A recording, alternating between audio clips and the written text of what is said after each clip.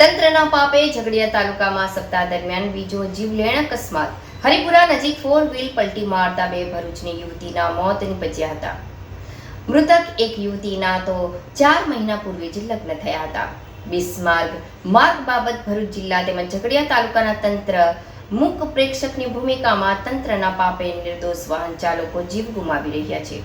સામેથી રોંગ સાઈડે આવતી 4 વ્હીલને લઈને કાર ચાલકે કાબુ ગુમાવતા કાર ડિવાઈડર પર કૂદીને પલટી મારી જતા આ અકસ્માત સર્જાયો હતો.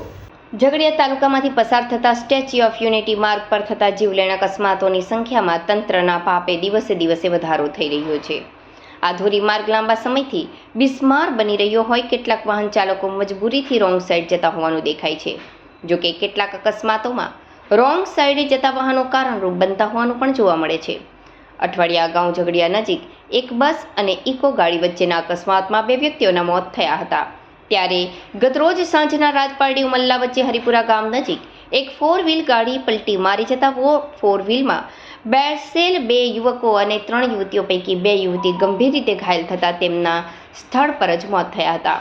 ઉમલ્લા પોલીસમાંથી મળતી વિગતો મુજબ ભરૂચના વિજાપુર ખાતે રહેતો પિંતેશ કાંતિભાઈ મિસ્ત્રી ઉંમર વર્ષ 21, તેની મંગેતર ફાલ્ગુની વસાવા ઉંમર વર્ષ 24 તેમજ પિંતેશનો મિત્ર જેમિસ બાબુભાઈ મિસ્ત્રી તથા જેમિસની પત્ની રિયાબેન મિસ્ત્રી અને જેમિસના નાના ભાઈની પત્ની વંચિતાબેન મિસ્ત્રી ઉંમર વર્ષ 22 તમામ રહે ભરૂચના 4 વ્હીલમાં ગુમાનદેવ અને ત્યારબાદ હરિસિદ્ધિ માતાના દર્શને રાજપીપળા તરફ જઈ રહ્યા હતા.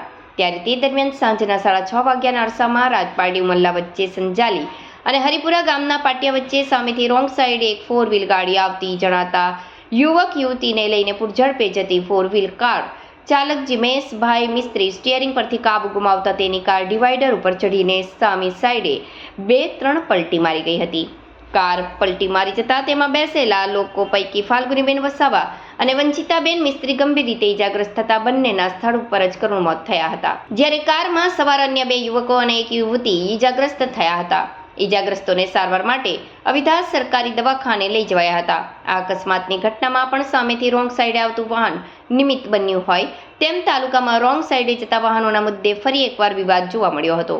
અકસ્માતની આ ઘટના સંદર્ભે પ્રિતેશ કાંતિભાઈ મિસ્ત્રીની ફરિયાદ મુજબ ઉમલ્લા પોલીસે ગુનો દાખલ કરી કાયદેસરની કાર્યવાહી હાથ ધરી હતી. ઝઘડિયા તાલુકામાંથી પસાર થતો સરદાર પ્રતિમાને જોડતો માર્ગ ભ્રષ્ટાચારીઓના પાપે બિસ્માર બનતા ઉમલ્લાથી અંકલેશ્વર તરફ જતા વાહન ચાલકો મજબૂરીમાં રોંગ સાઈડ વાહન હંકારી રહ્યા છે.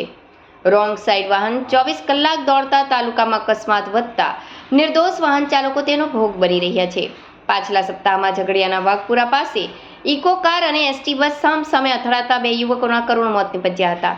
આ ઘટનાની સ્યાહી હજી સુકાઈ નથી તેવામાં રવિવારે બીજો ગોઝારો અકસ્માત રાજપારડી અને ઉમલ્લાની વચ્ચે નોંધાયો હતો. આ અકસ્માતમાં રાજપારડી તરફથી રાજપીપળા તરફ જતી કારના ચાલક સામે રોંગ સાઈડમાં આકસ્મિક કોઈક વાહન આવી જતા કાર ચાલકે સ્ટીયરિંગ પરનો કાબુ ગુમાવતા કાર 2-3 પલટી મારી જતા 2 યુવતીઓના કરુણ મોત નિપજ્યા હતા.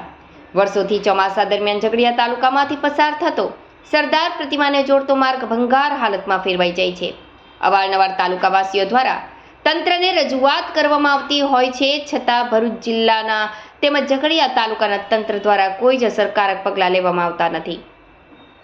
માર્ગ બિસ્માર બનવાના કારણે ઝઘડિયા, રાજપારડી તેમજ ઉમલ્લાના બજારોમાં આવતા ગ્રાહકો પણ આવતા ખચકાતા હોવાથી બજારોમાં ગ્રાહકોની પાંખી હાજરી જોવા મળતા વેપારીઓને પણ મોટું નુકસાન વેઠવાનો વારો આવતો હોય છે.